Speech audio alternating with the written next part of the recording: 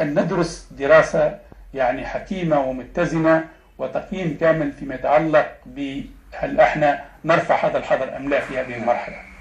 التقييم هذا لابد يتم بطريقة صحيحة بحيث أن احنا نشوف ما هي السلبيات والإيجابيات. وحتى احنا على تواصلنا مع الدول الأعضاء في مجلس الأمن دائما يقولون نحن مستعدين لما توصلوا لمرحلة النضج السياسي وبناء الدولة يمكنكم أنتم تتخلصوا من البند السابع، ما فيهاش إشكالية.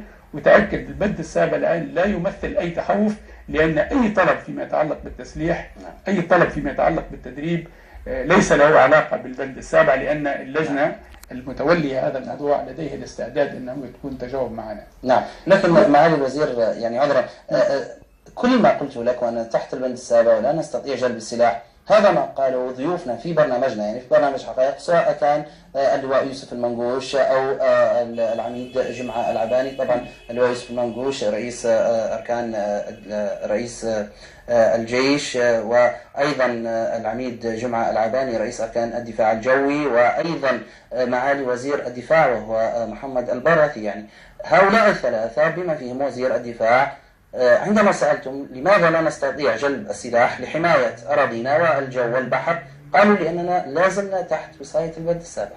أولا أنا أحترم الإخوة الأعزاء المسؤولين يتكلموا في هذا الموضوع، ولكن الواقع شيء ثاني. أولا لا يمكن أبدا أن تفسر قرارات مجلس الأمن بنوع من التناقض.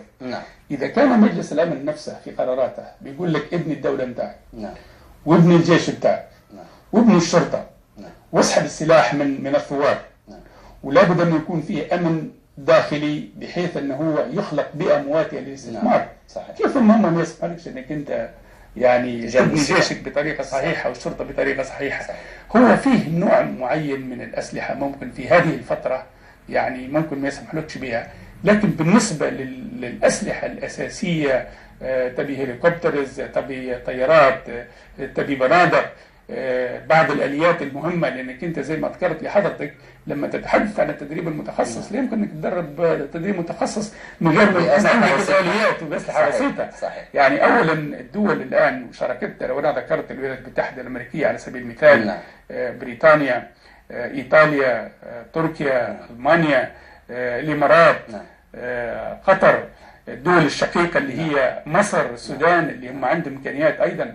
كل الدول الشقيقة والصديقة الآن تقول لك تفضلوا أنتم بس بينوا لنا ما هي أولوياتكم، ما هي الأعداد اللي ممكن تدريبها، وإحنا مستعدين. يعني لو أعطيك مثال، معالي رئيس الوزراء شارك في اجتماع الدول الثمانية اللي عقد في لندن من حوالي أسبوعين، وكان فعلا لمسة جميلة من الدول، لأن مش أي دولة تحضر اجتماع على مستوى قمة الثمانية.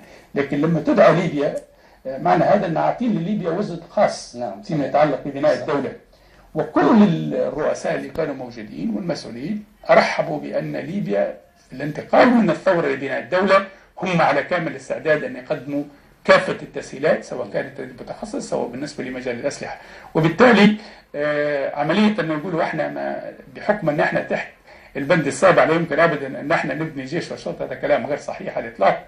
واعتقد ان احنا لو كانت فيه النيه ان احنا نبني جيش ونيه نبني الشرطه وفيه فعلا اراده سياسيه قويه وعناصر بشريه تتدرب، تاكد احنا الان عندنا فرصه لا تعوض في انا قلت لمعاليك ما قالوا لي ضيوفي في برنامجي، يعني لأن عندما أقول لك مثلا رئيس الدفاع الجوي ورئيس الأركان ووزير الدفاع، يعني هؤلاء ربما كما يقول المثل أهل مكة أدرى بشعبها، فلذلك أكدت على هذه النقطة، لأن هم قالوا هذا بالحرف الواحد وأجابوا بالاستجابة أن ليبيا لا تستطيع حتى الآن حماية أراضيها لأننا لازلنا تحت البند السابع، ولكن بشرة خير نستطيع جلب سلاح لحماية أنفسنا. نحن كوزارة خارجية نسوق الآن في ليبيا الجديدة بطريقة مهنية صحيحة بإذن الله، بخطى سياسية، وعندنا عناصر بشرية وعندنا دبلوماسيين قادرين على توصيل الرسالة بطريقة صحيحة.